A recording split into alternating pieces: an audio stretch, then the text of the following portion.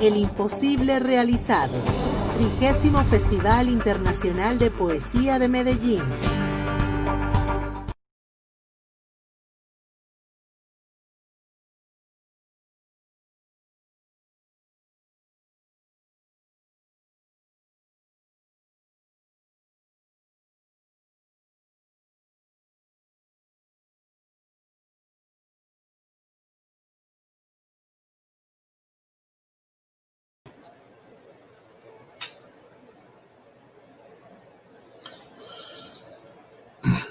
Escucha las voces en la proa del mundo.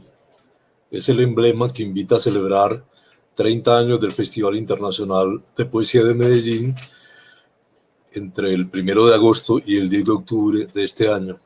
Hoy, 17 de septiembre de 2020, nos reúne la poesía de los pueblos del mundo materializada en la voz de 190 poetas de 103 naciones de la tierra, que se dan cita para expresar a la humanidad su solidaridad ante los problemas que nos afectan en común y con el firme propósito de avanzar con entereza y con lucidez ante los problemas de la contingencia actual.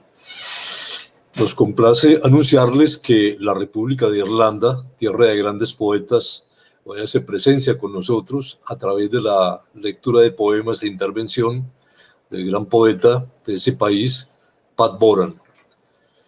Irlanda es una isla al borde de Europa con 70.200 kilómetros cuadrados y 5 millones de habitantes. Hace 2000 años comenzó a ser habitado por los pictos, que erigieron la mayor cantidad de los megalitos que conocemos, semejante a Stonehenge. Los pictos luego libraron combates en un pueblo neandertal, libraron combates con oleadas de personas que llegaron de otros lugares de Europa, entre ellos los milesios, los Tuatha de Danann, que llegaron hacia el año 1600 antes de Cristo.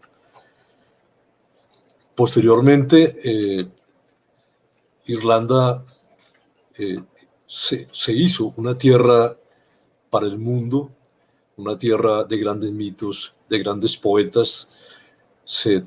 Grecia carga con el nombre de este momento y de manera universal en muchos tiempos de haber concebido y haber vivido muchos de los grandes mitos de la historia, pero las leyendas poéticas de Irlanda constituyen algunos de los mitos centrales de la mitología universal.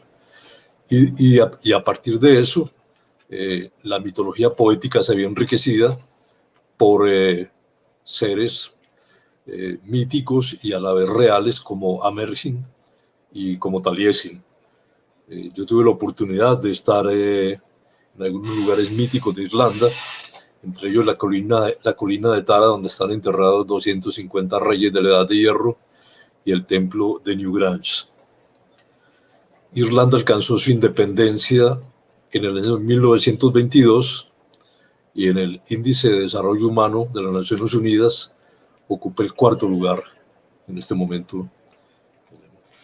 Quisiera saludar la presencia de Ricardo Gómez, que va a acompañarnos como lector de los poemas de Pat Boran, y reconocer y agradecer el apoyo de la Alcaldía de Medellín y su Secretaría de Cultura Ciudadana, del Ministerio de Cultura de Colombia, el Programa Nacional de Concertación Cultural y de la Fundación Ray Livelihood Award por el apoyo financiero al Festival Internacional de Poesía de Medellín, organizado por la revista Prometeo y por el Movimiento Poético Mundial. En cierta ocasión, preguntaron al poeta irlandés Pat Boran por el carácter insular de su territorio en relación con su escritura, y habló de los diversos contactos que su isla ha tenido en toda su historia con diversas culturas, la importancia magna de la presencia de los vikingos, el pueblo de escandinavos, descubridores y guerreros en Inglaterra y especialmente en Irlanda y en Escocia, intercambio con España y Francia y el extremo sur de la costa norafricana.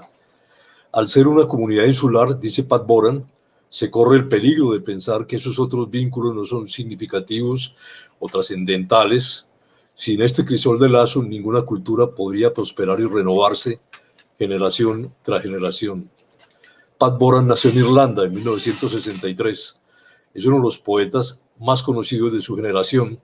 Ha publicado, entre otros libros de poemas, El reloj desenvuelto, Historia y promesa, Asuntos familiares, La forma del agua, Como la mano, El guante, Nuevos y selectos poemas y La próxima vida.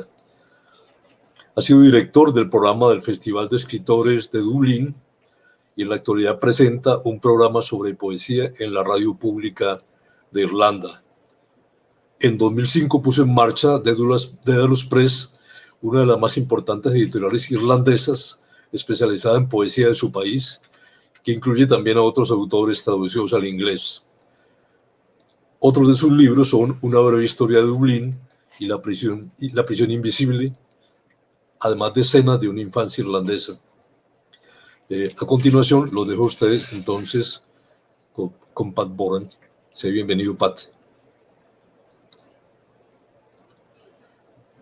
Hello, my name is Pat Boran. I'm an Irish poet and editor, born in a small town in the Irish Midlands and living most of my adult life in Dublin, a city that, despite its size, is known internationally as a hospitable refuge for poets and writers.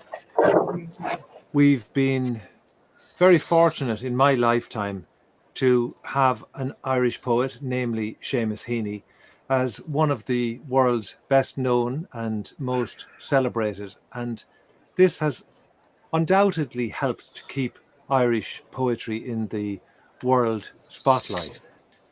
But this doesn't, in a way, make it any easier to be an Irish poet than to be, say, a poet from Colombia or indeed from anywhere else in the world.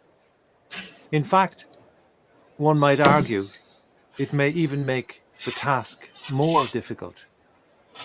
I'm reminded of what the great Irish playwright George Bernard Shaw once said about the challenge of writing original plays in the wake of William Shakespeare. Sometimes, Shaw said, and he must have been thinking that Shakespeare had beaten him to all the great plots and dramatic situations. Sometimes it would positively be a relief to me to dig him up and throw stones at him. There's a sense there, shared, I suppose, by many Irish poets, that trying to find sufficient space and light in the shadow of a great oak like Seamus Heaney is not one which is ever easy for any writer or artist. In fact, it may be one of the reasons why so many of the poets and writers of my generation seem influenced by rock music, by the poets and writers of other lands and languages, as well as of their own. It's as if on a small island, influence is almost always found, at least in part, elsewhere.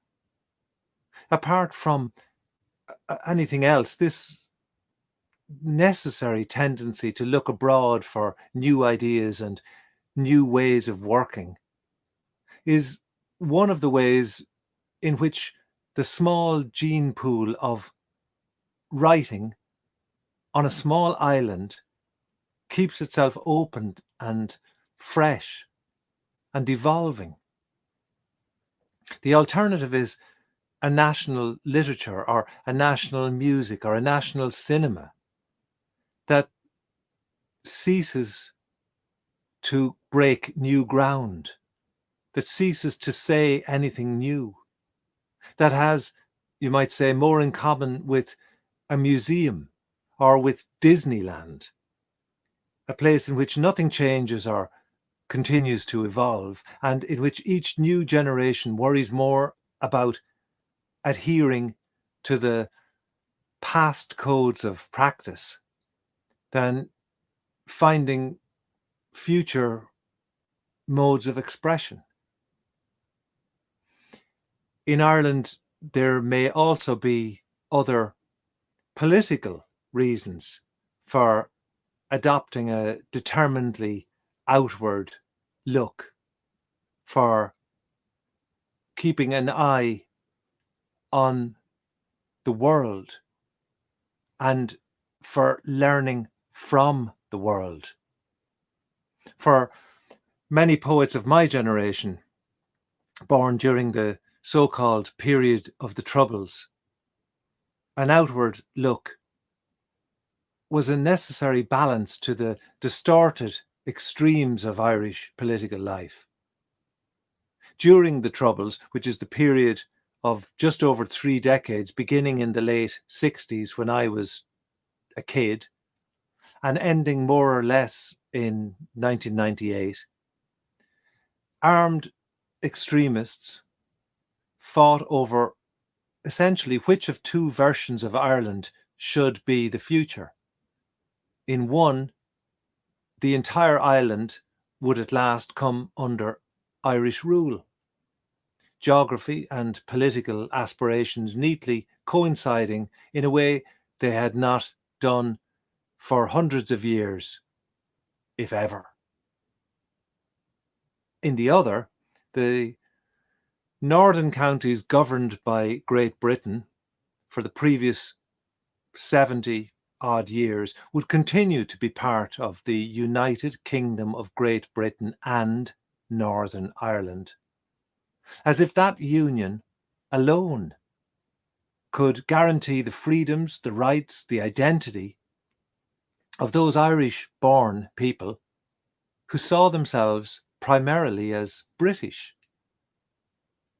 For many people of my generation, including, of course, writers, this intractable problem that pitted two diametrically opposed viewpoints against each other, and the resultant almost daily bloodshed that was synonymous with Irish political life in the 60s, 70s and 80s, my childhood and teenage years, caused many of us to look beyond Ireland for anything like meaning in the world. Irish poetry today is as likely to be influenced by the great 20th century Russian poets or the popular voices of the Spanish-speaking New World or Japanese syllabic verse, as by the traditions of nature and religious poetry that are so much a part of Ireland's historical legacy, particularly in the Irish language. As a predominantly English-speaking island on the edge of Europe, in the world of business, we've recently begun to see ourselves as a bridge between worlds, between the old world, as it were, and the new. But the poets and artists, I think, have long since understood this, that art and poetry comes out of a cross-fertilization of the past and the imagined future, of the local and the global. And the poet's work is always difficult, wherever it happens, always against the odds, and always requires some kind of look, some kind of miracle in order to take root and bloom.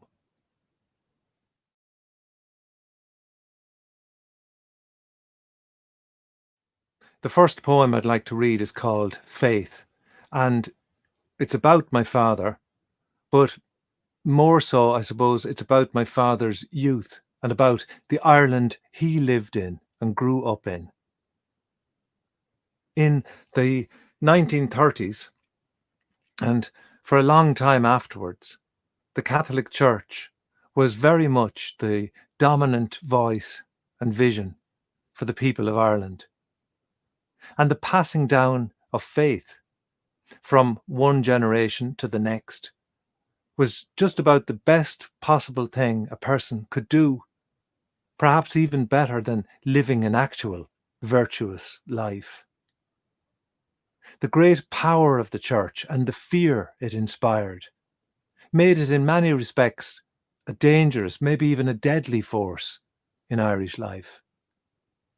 And decades afterwards, even after the dark deeds of some members of the Catholic Church were revealed in a sequence of terrible scandals, the Church tried to cling on to its power and influence, but with disastrous results. Once one of Europe's most Catholic countries, famed as the home of generations of Christian missionaries, today Ireland has a badly damaged church and a population who, in the main, have lost respect for it. This poem, Faith, was suggested by an episode in my father's youth when he was taken to a local river and taught by his father how to swim in what we might now call the traditional way.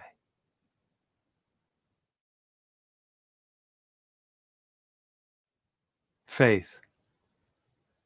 Pushed out of the boat, my father, like so many of his siblings, learned to swim out of necessity. He'd seen, no doubt, a sack of cats go down into the same Dynon River, and might well have dreamed the blackness at the far end of that string of beads, those seeds of air that rose to bloom and blossom on the water's skin.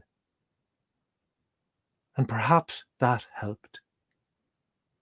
More likely, though, fear moved faster through his veins than any conscious thought, and he was kicking water, grasping, gulping air almost before he knew he'd been pushed in. His father extending from that small craft an arm or splintered oar with which to fish him out, still gasping, into an ark.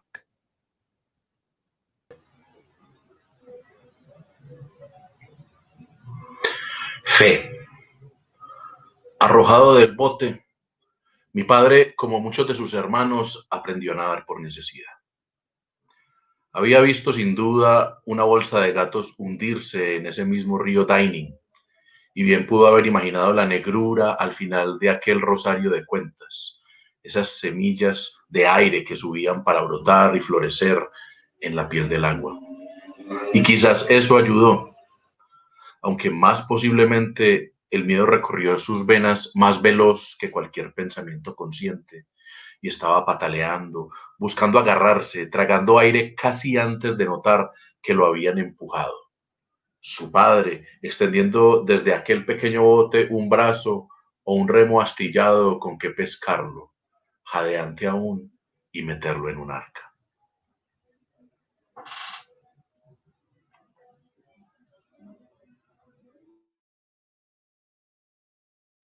Where my father had grown up on a small farm, one of a large family, my own childhood was spent on the main street of a small town, in a building whose front windows opened out onto the street and afforded a front seat view, if you like, of all the things that went on in the town. Almost the ideal upbringing for a poet or writer.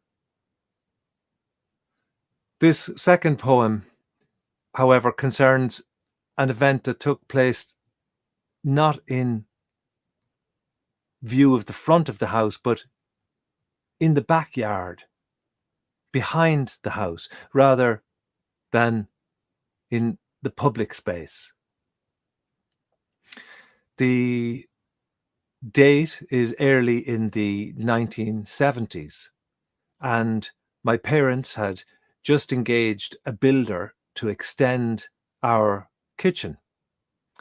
But as happens, after beginning the job, the builder failed to turn up for a period of time, much to the frustration of my parents and to the delight of my younger brother and myself.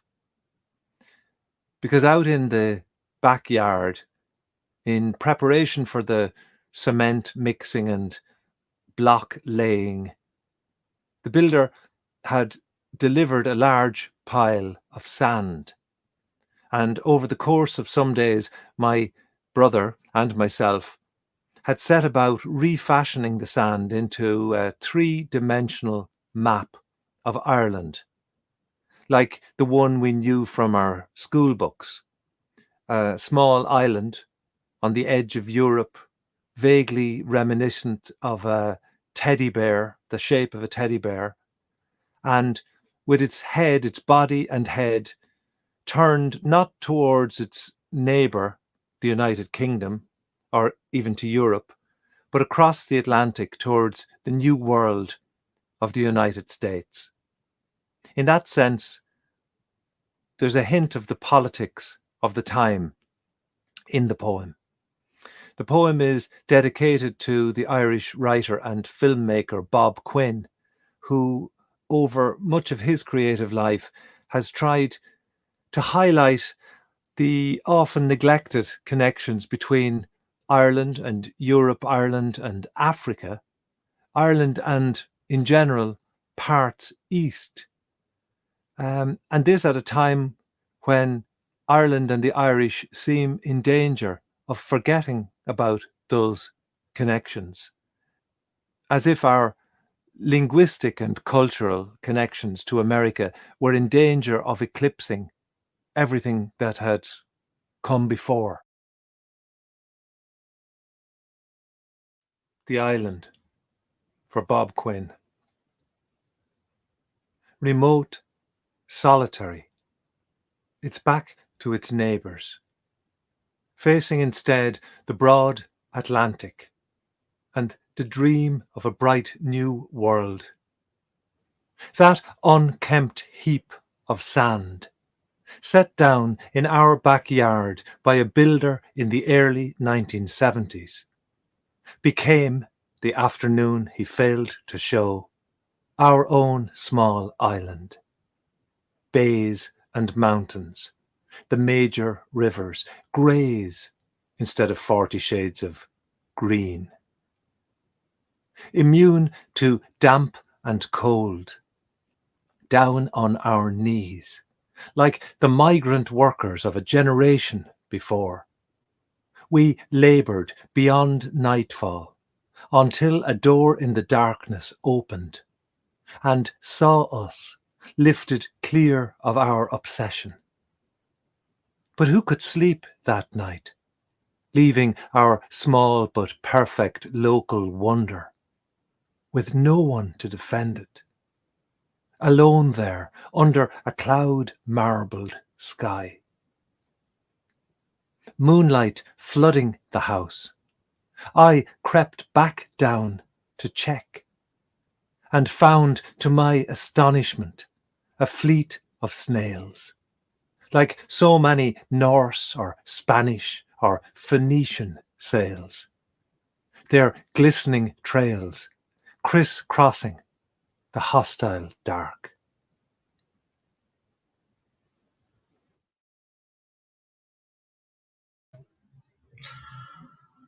La isla, para Bob Quinn.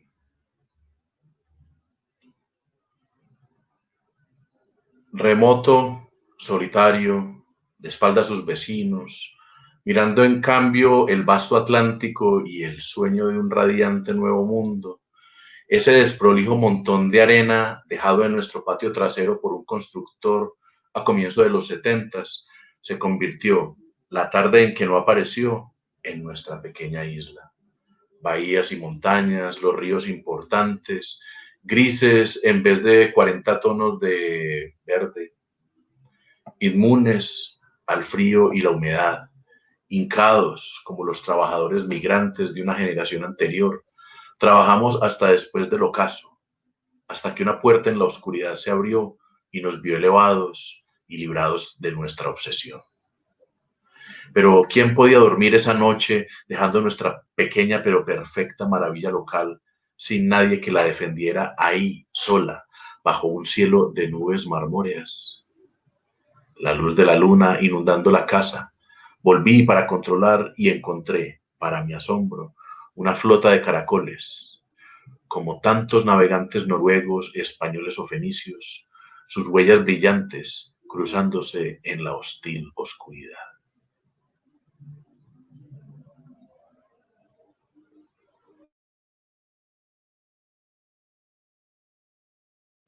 That image of the glistening trails left by the snails who had passed over the concrete in our backyard during the cover of nightfall reminded me, even back then, even when I was a child, of a map in a book I had seen in the local library, an old map of Ireland on which the journeys of boats that had come to and departed from the island were like snail trails leading off in all directions. And it was, and still is to me, a reminder of how wrong we can be about what it means to be an island. Nowadays, we tend to look at Ireland's islandness, its sense of being separate from its neighbours, as somehow being part of the story of isolation. But of course, for hundreds, maybe even thousands of years, the natural and fastest way to travel between almost any two widely distant places on the planet was not by plane or car or even by horse, but by ship. And those trails left by the snails, and still left by the snails outside my house every night this week, are a constant reminder that though we live on an island, we don't have to be insular, and we don't have to imagine ourselves cut off or somehow separate from the rest of the world.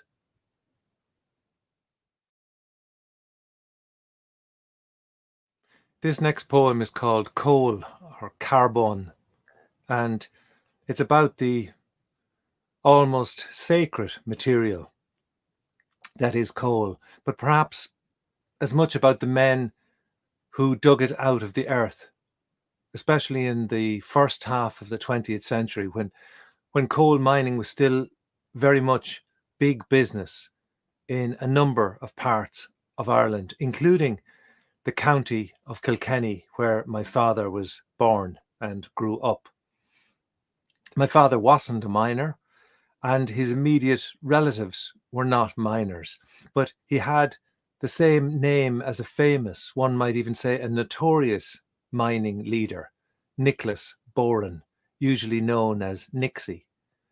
And Nixie it was who had organized the miners into a union in order to demand better conditions.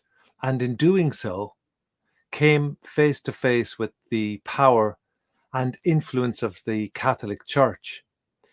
A Catholic Church who saw any attempt at such organization as dangerously close to the seeds of communism in Ireland, and therefore staunchly and sometimes dramatically opposed it. Nixie Boran found himself excommunicated by the church, denounced from the pulpit in his own parish, but nevertheless continued to work for the miners, his neighbours, many of them, despite the divisions of loyalty that now appeared in his community. For the miners themselves, the conditions continued to be horrific, sometimes lethal, and many of my first associations with that part of the country are in fact images of miners, photographs of miners crawling into low, cramped, half-flooded and, as I say, potentially lethal tunnels. Coal, or even anthracite, is relatively rare now in Ireland, and what little there is imported from Poland in the main, the Irish mines long since being closed down. I never encounter it now without wondering how it got to where it is, and without remembering those miners I know only from old photographs and local history, local memory. The generations of men, often fathers and sons, without whom the new Ireland, the new industrial, the new forward-looking Ireland could never have been built.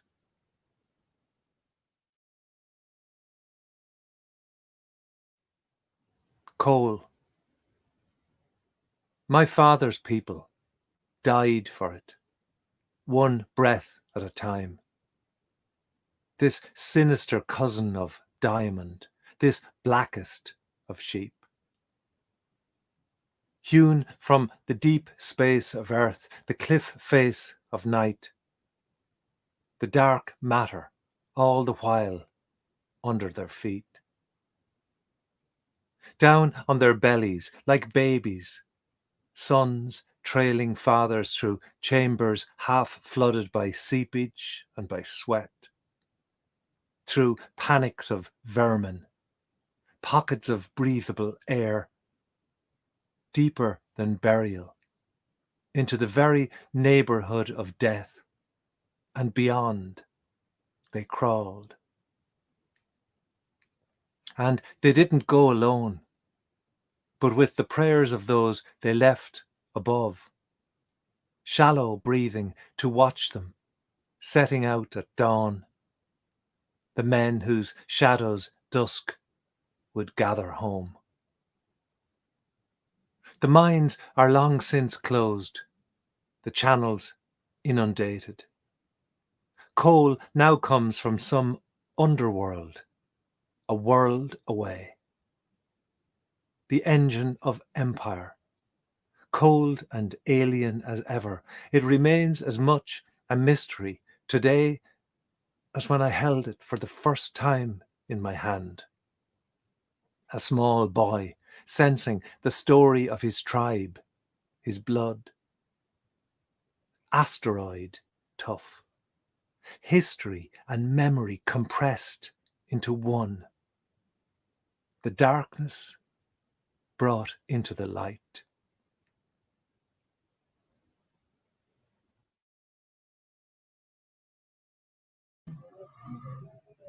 Carbón. La familia de mi padre murió por él de a un aliento por vez. Ese siniestro primo del diamante, esa más negra de las ovejas, cortado del profundo espacio de la tierra, la cara acantilada de la noche, la oscura materia todo el tiempo bajo sus pies.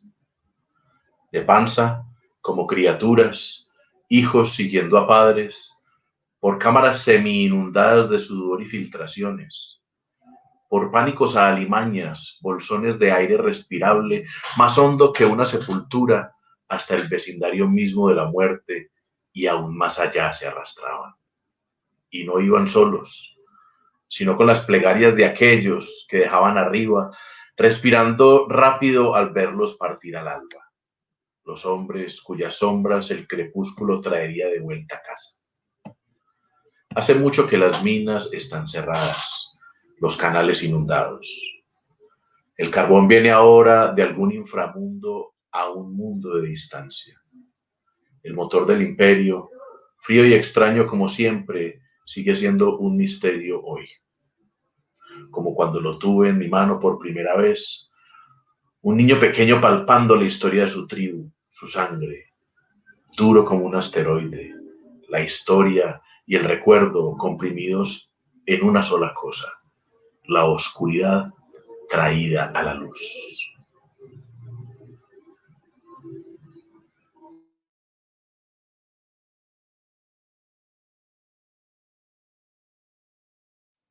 My poem, Provisional, records the all too common event of a young person's funeral in a small Irish town. Maybe a town like the one I grew up in. The fascination with fast cars, the macho culture of drink driving and of improvised car races on little used back roads has resulted in recent years in a significant loss of life, particularly among young men, many of them still driving without even a full license, hence the title of the poem. It seems that even without a war to steal them away from their families and their loved ones, the disaffected and uncherished young, and those who fall into their orbit, will find ways of risking death, maybe in order to feel more fully alive.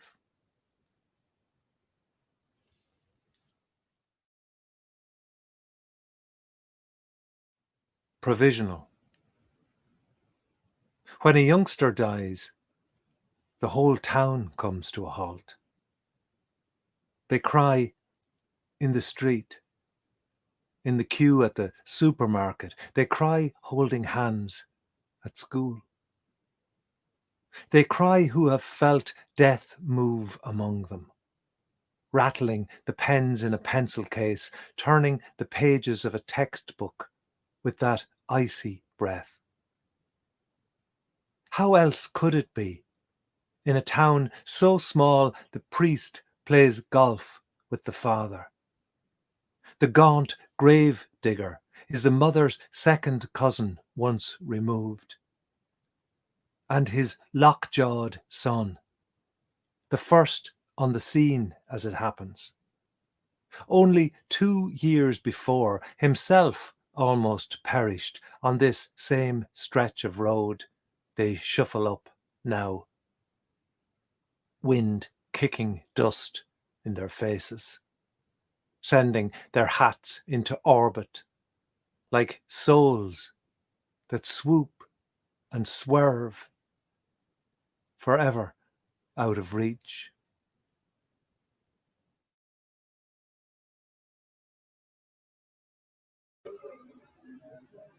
Licencia provisional. Cuando un chico muere, todo el pueblo se para. Lloran en la calle, en la cola del supermercado, lloran tomándose de las manos en la escuela. Lloran los que sintieron moverse la muerte entre ellos, haciendo sonar los lápices en el estuche o pasando las páginas de un libro de texto con ese aliento helado.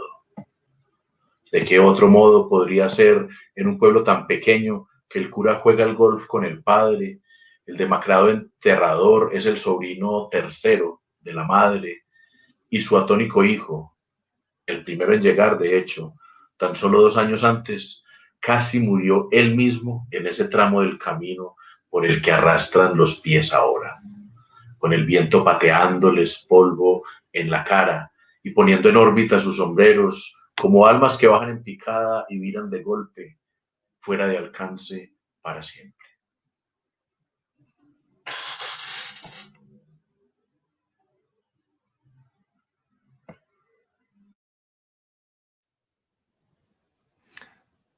A Man is Only as Good is a poem that comes out of a very specific event and is in fact almost a notebook recording of that event.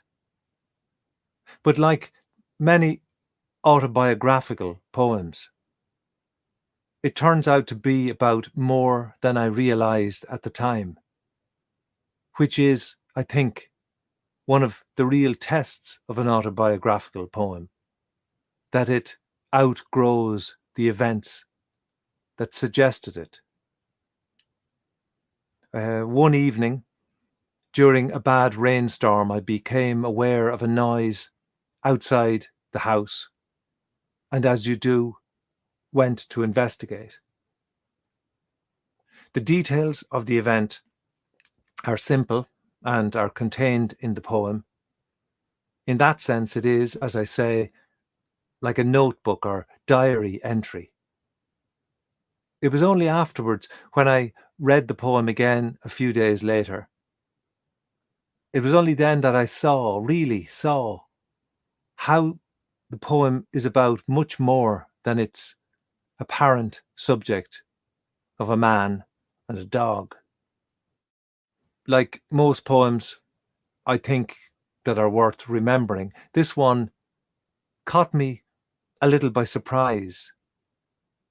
My mind, one might say, was focused on the external, obvious realities, while the more subtle elements of the poem were still only beginning to make themselves clear.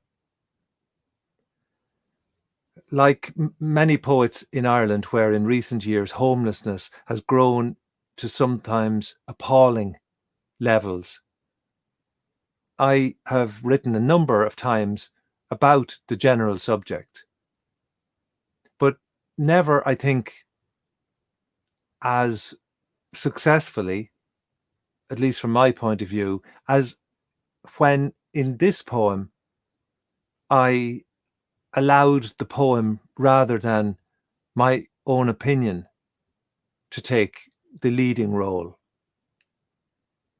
I think one of the marks of a poem that has its own life is when, at some level, it takes the poet by surprise.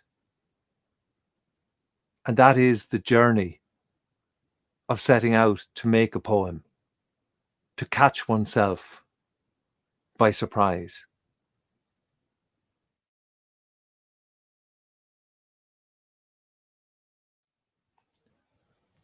A man is only as good. A man is only as good as what he says to a dog. When he has to get up out of bed in the middle of a wintry night because some damned dog has been barking. And he goes and opens the door in his vest and boxer shorts. And there, on the pock-marked waste ground called a playing field, out front he finds the mutt, with one paw raised in expectation, and an expression that says, "Thank God." For a minute there, I thought there was no one awake but me in this goddamn town.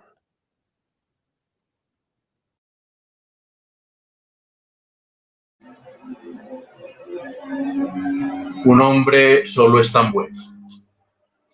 Un hombre solo es tan bueno como lo que le dice a un perro cuando tiene que levantarse de la cama en la mitad de una noche fría, porque un puto perro ha estado ladrando y él va y abre la puerta en boxers y camiseta y ahí enfrente, en el baldío poseado al que llaman cancha, ve al perro con una pata levantada en suspenso y una expresión que dice: gracias a Dios. Por un momento pensé que no había nadie despierto, salvo yo, en este maldito pueblo.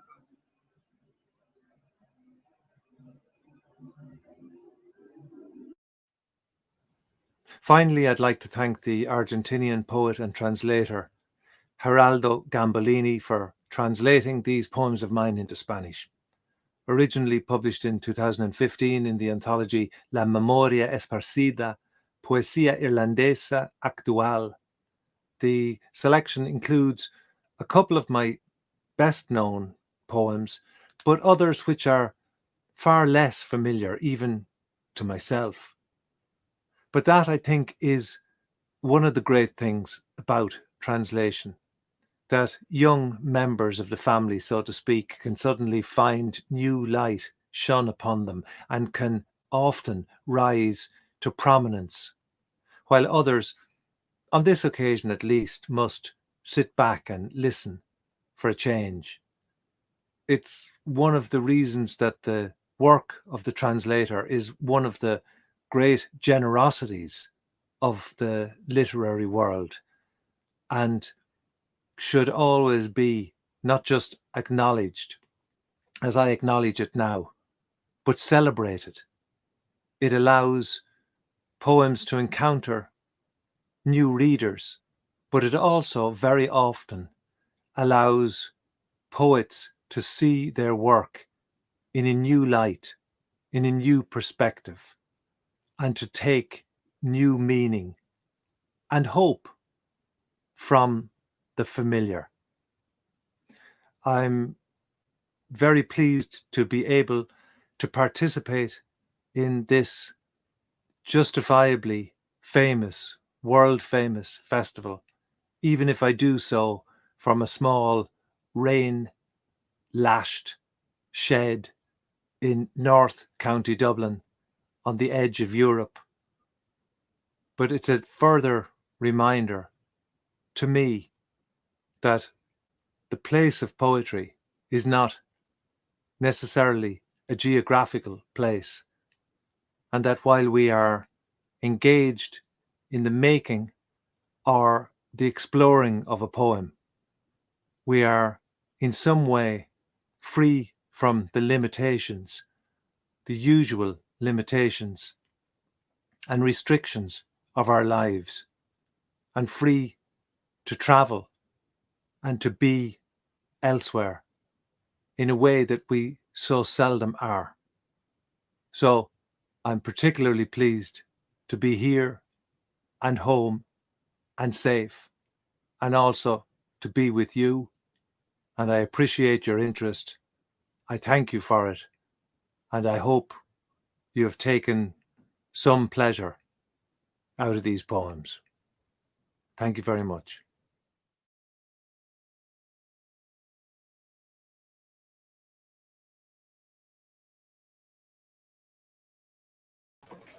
Muchas gracias a Pat Boran por su valiosa participación, que prueba una vez más la profunda unidad espiritual del arte poética de los poetas de Irlanda, una tradición que viene desde la escuela de los bardos célticos en el siglo XII,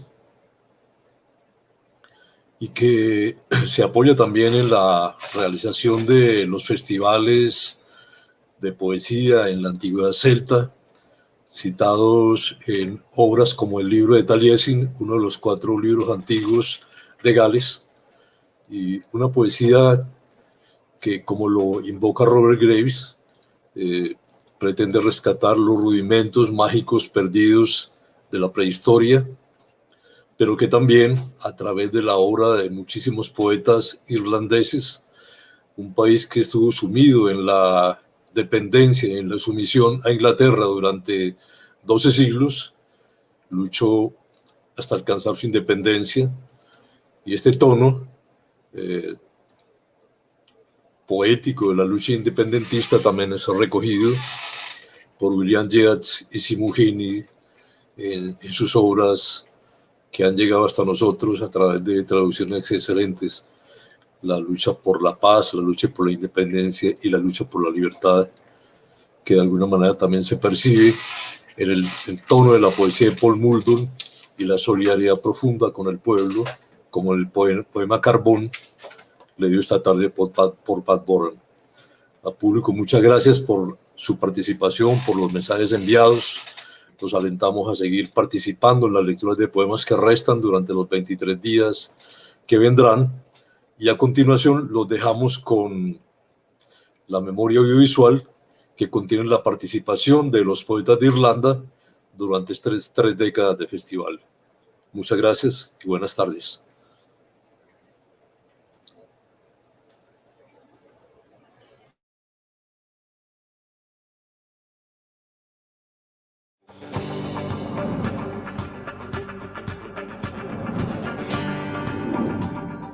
El imposible realizado. 30º Festival Internacional de Poesía de Medellín.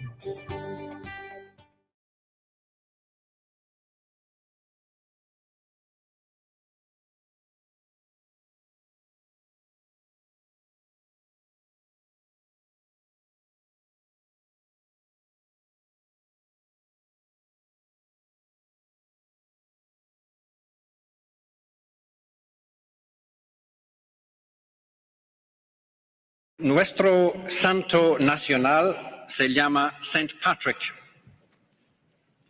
Ha desterrado de nuestro país todos los serpientes, los escorpiones, los mosquitos. Solamente ha olvidado los políticos.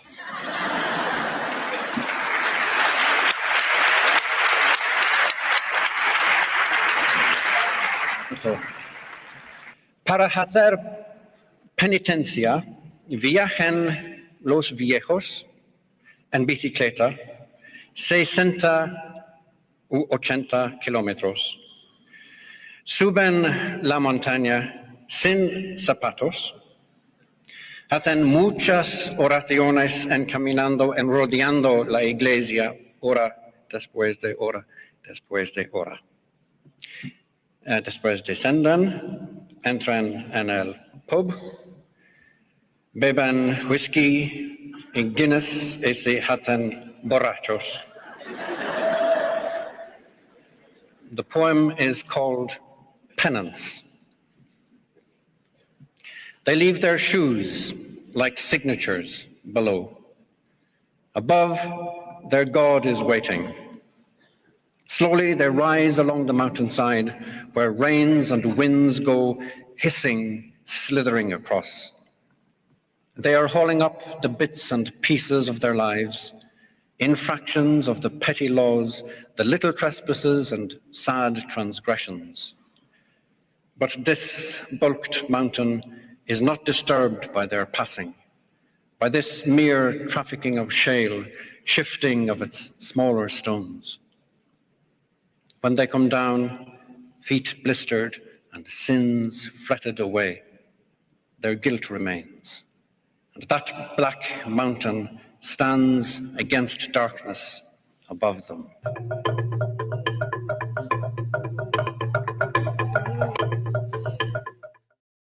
La paz es una cosa simple, pero una cosa muy complicada.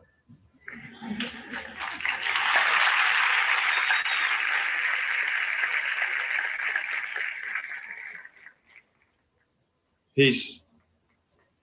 Just to go for a walk out the road, just that, under the deep trees which whisper of peace.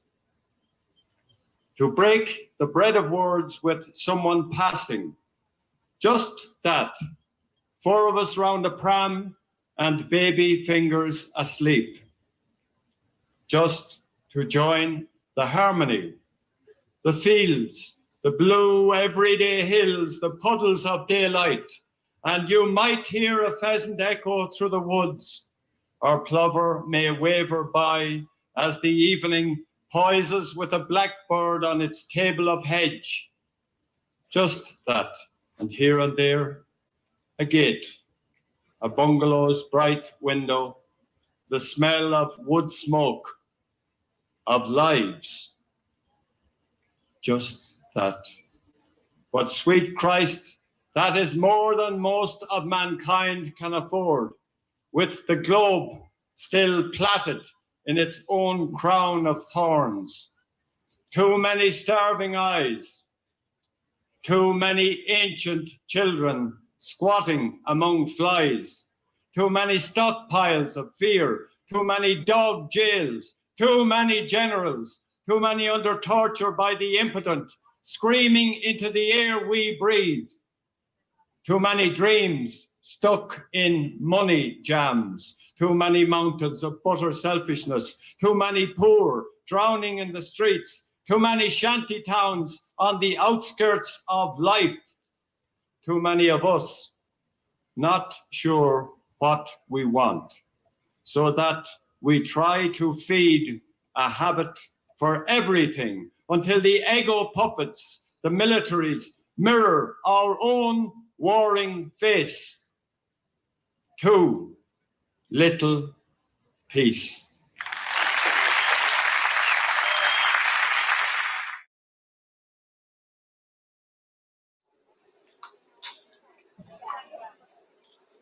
Ní lisacum an marsha a rugach me, no nálig na hastig wan le mór, is me an tauk I Court Montezuma, is trau me maholagus ar dearna choragairi, skille.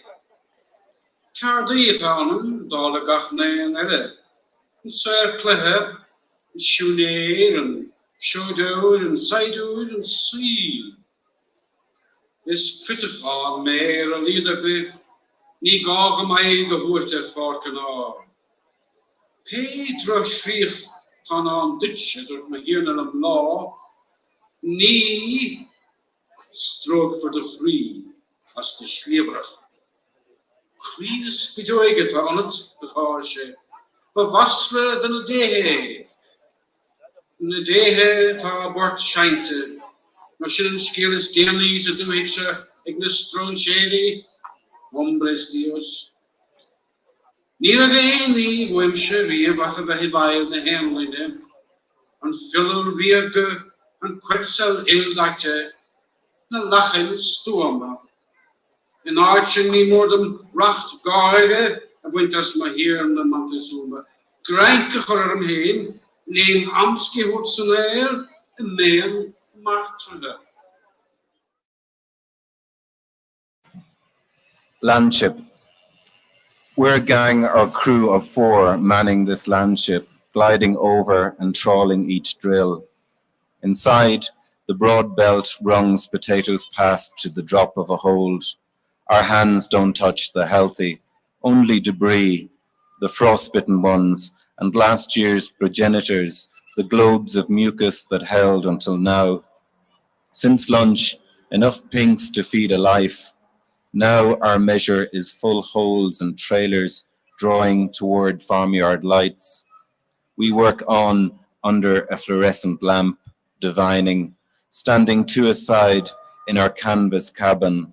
Lulled as time grows, we are quick and our eyes have sharpened. Still drawn by horsepower, nothing stops us except nature, the hoarfrost or waterlogged ground.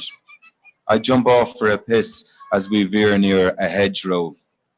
Crows have fled the black bronchiolae and vacated the clots of their own making. I watch it pass, an ugly sailing junk lit like a lantern. Voices from inside warm the din as the tractor tows the harvester down a dark slope to fresh drills. I have found my pitch in this season of evictions, a place on a moving belt, above earth with a part scraping it.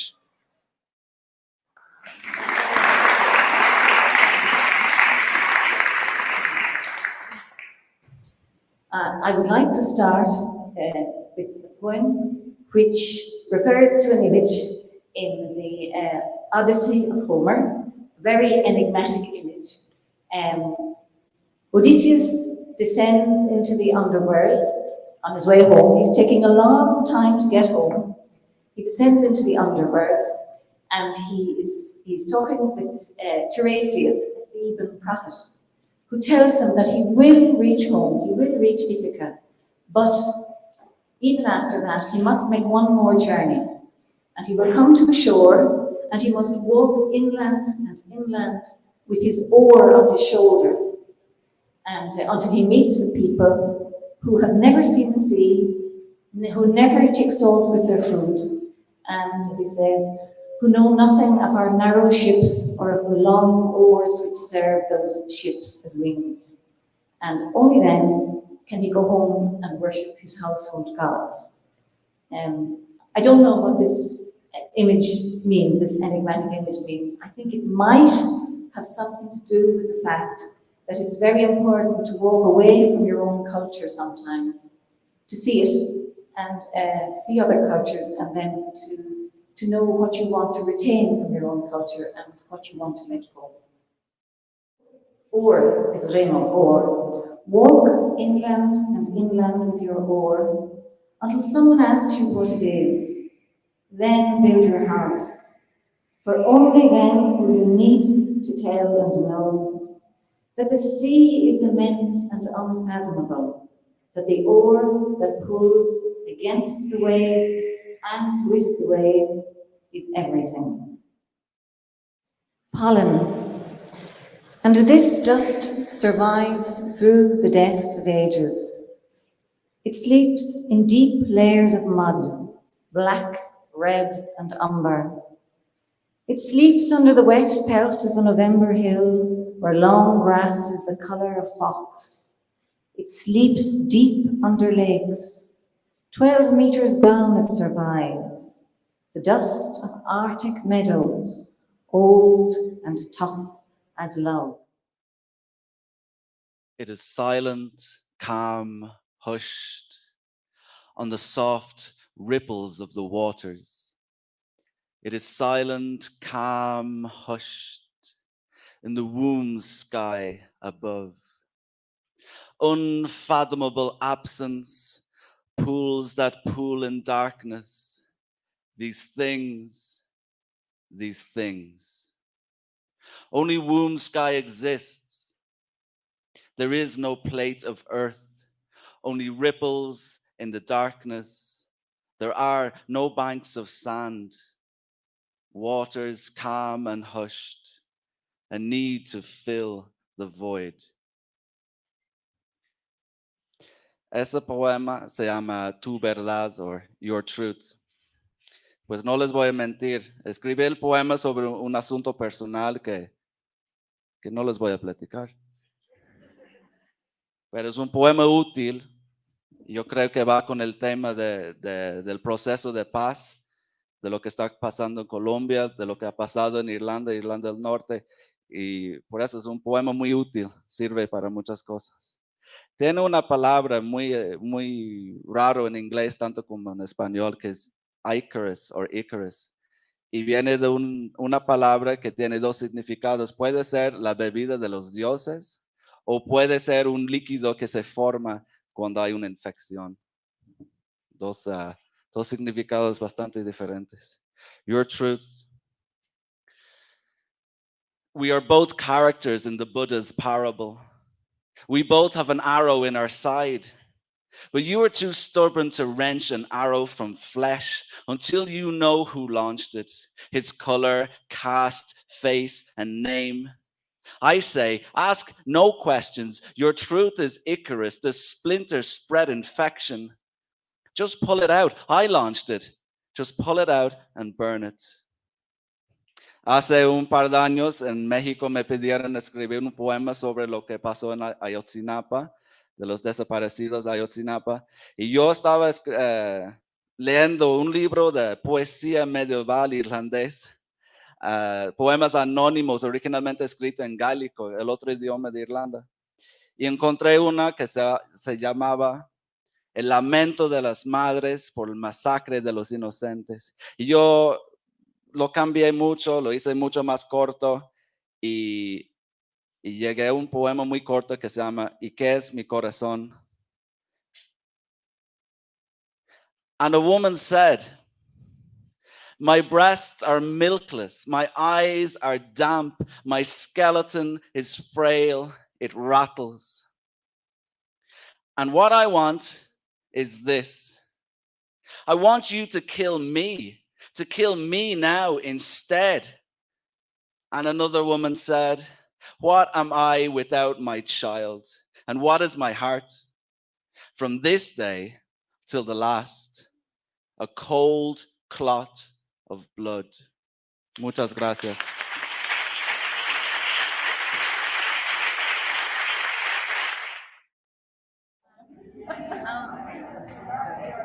This is the program for tonight? Yep. Lots of us. Yeah. Right. just go and see things. The survivor. You have to ask yourself, really, what kind of man would put himself on the line when they'd already pulled him from a freshly dug grave? He thought it would be safe there, among the earwigs, centipedes, and worms. Not a breath, just the roar of his own blood in his ears. They cut him, dumped him in an alley, and the last thing they expected to see was Lazarus in the back of an unmarked car on the Shankill, pointing them out. At night, he sorts through debris in the dump, finding good use for what the city discards.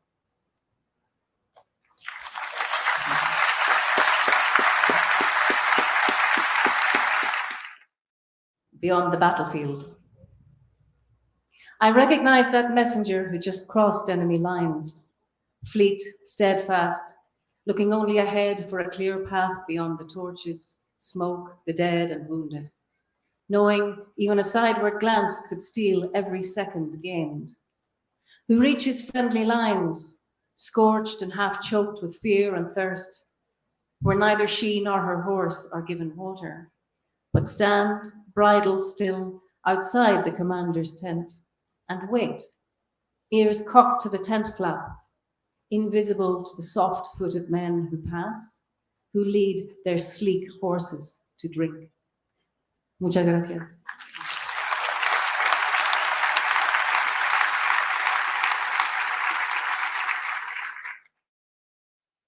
The witness trees. Cross the grain of the land until you come to the first dune. Watch as wind ripples sand into ridges where red crystals gather, shadows on a miniature Sahara. At the crest you may find the scales of pine cones, bits of bark, twigs that jut out of the ground like gnarled fingers and claw the air. These are the ghosts of trees, drowned in the sands of a passing dune. From here, the eye can drift across an ocean of wind-sifted tides that blow in and in again, a slow-motion tsunami. Marshes succumb, pine groves are besieged, defiance mapped by odd island clumps of green. Like all souls, the witness trees endure. They reach down into unsuspected sources and root, stretch towards an intuited light.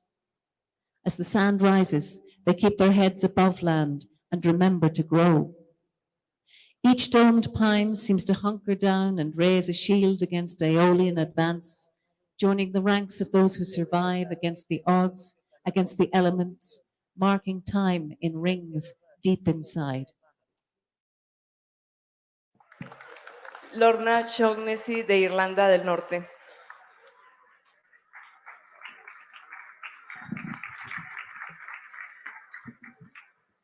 No me voy a quitar nada, lo siento.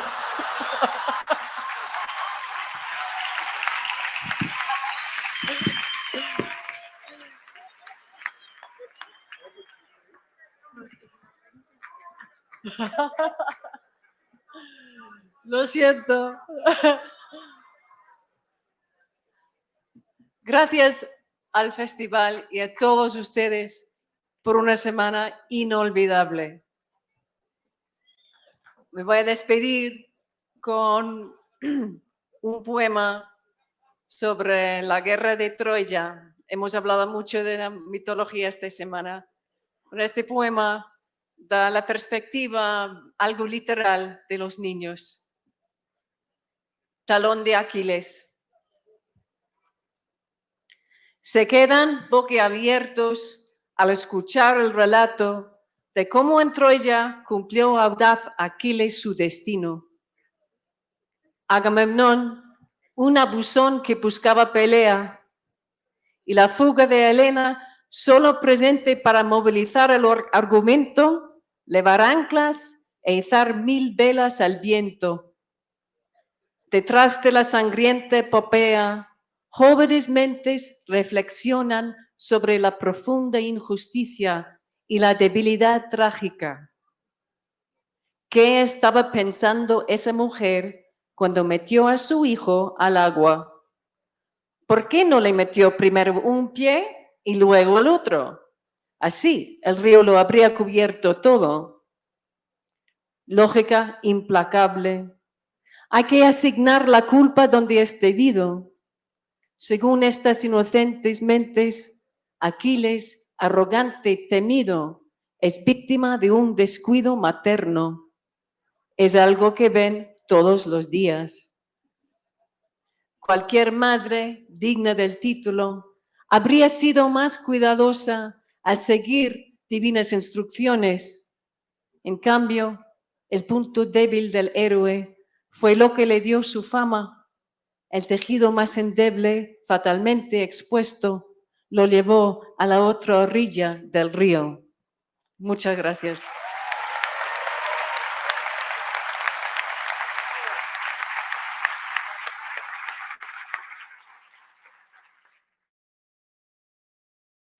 My mother is a poet, and she was in the famous Belfast group in the 60s with Seamus Heaney.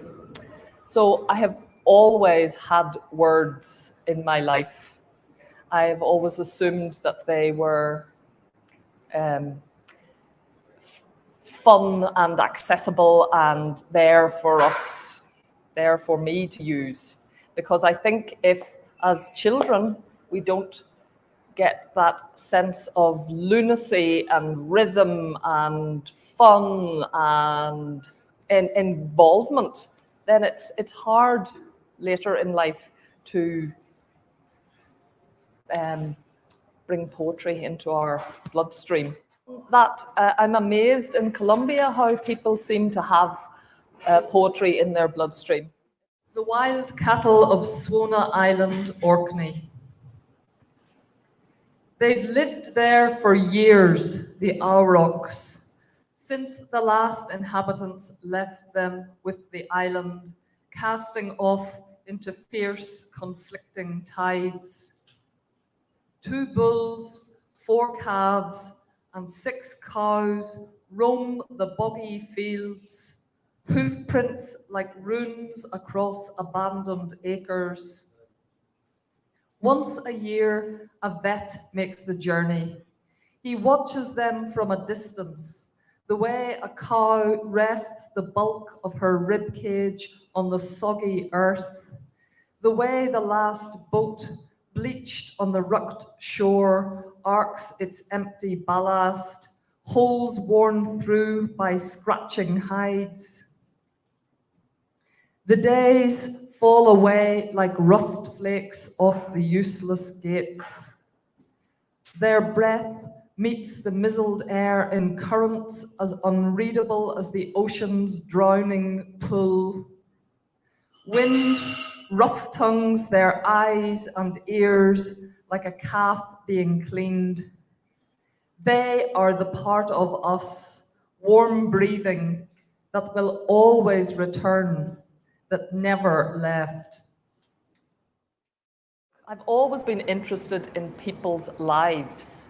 I've always been fascinated by individuals who don't conform to convention, whose genius is oddly connected to some sort of madness.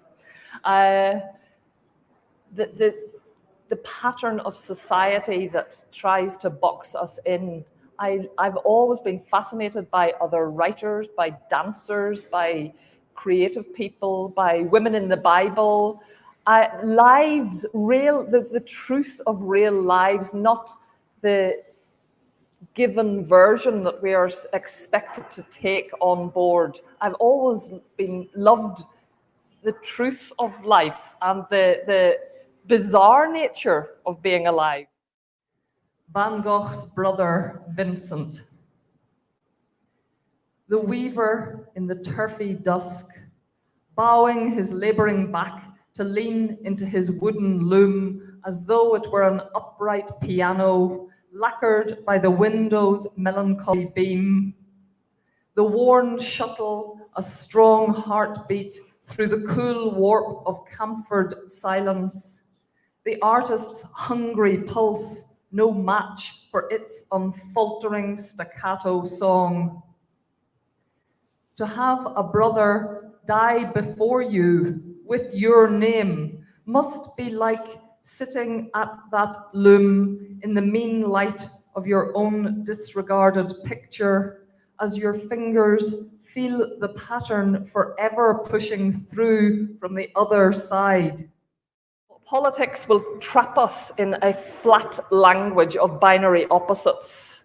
And if we get trapped in the language of conflict, then what hope is there? The only hope is in making language breathe and in giving a new generation the belief that they can articulate in ways that we have not yet imagined. Even in Northern Ireland, the language of peace is sometimes handed to us as a ready-made formula, and that's no good. And if language is breathing, there's room for dialogue, and if there's room for dialogue, there is room for hope. It's never going to be easy, but we have to keep saying it, and we have to keep speaking to the other. Everybody must be heard, and everybody must be spoken to. There is no hope if you close down and you only choose to hear what you want to hear. You can never go home. She is speaking of books. It is absurd. My godmother, who has pancreatic cancer, has to wait for me to recover, hungover on a park bench, my guilt keeling off the edge of Clapham Common with Herman Hesse, Thomas Mann, books she says she'll leave to me when she dies in 2 years. She has planned euthanasia. She says, we all do silly things. I once drank a whole bottle of Baileys. I swore I was never going to drink again, but even that passes. And now I am driving away from death, driving home the length of England and Scotland, listening to Beethoven's Fifth Symphony on what we are told 26th of March is the day he died. A fierce quiet in the dull sky above the tinnitus of traffic. At 27 years, Beethoven heard the absence of high-pitched sounds, while his ears hummed and sang what wasn't there all day and all night. He could only hear the tone, not the words of someone speaking. Yet if anyone shouted, he found it insupportable. Illness driving a rough track through the rooms of his house like an atlas of solitude, warm baths of Danube water, plates of half-eaten food, an unemptied chamber pot beneath the piano strings frayed and broken by his attempts to hear his own playing, to play loud enough for his own hearing. Risi does not believe in a creator. She has outgrown the need to blame the tumor on anything. The bottles of avocat she once drank, as though while the cells of our happiness replicate, they are all along growing a solid, silent sorrow. After his death, they found vast wine merchants' bills in Beethoven's quarters and the famous conversation books used by visitors to conduct a dialogue. Risi didn't broach her plans for death. How do we fathom the empty, unimaginable, opposite of echo, unanswering, ourselves that high note which we will cease to hear, anticipated lack of us, more an uncontrollable ringing in the ears all day and all night than the ghost of deafness.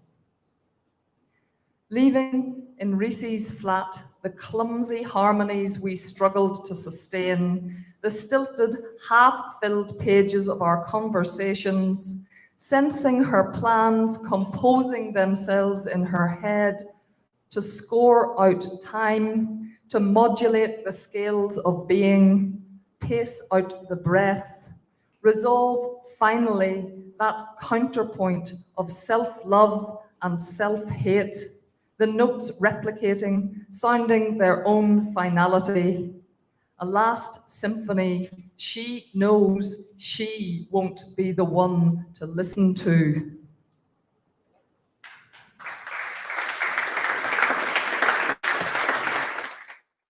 I am amazed. I think it is a feat of organization. Having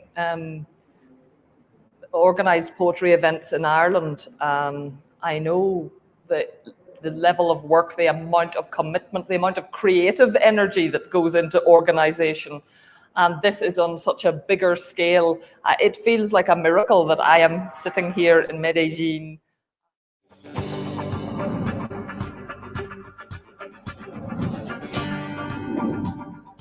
El imposible realizado. 30º Festival Internacional de Poesía de Medellín.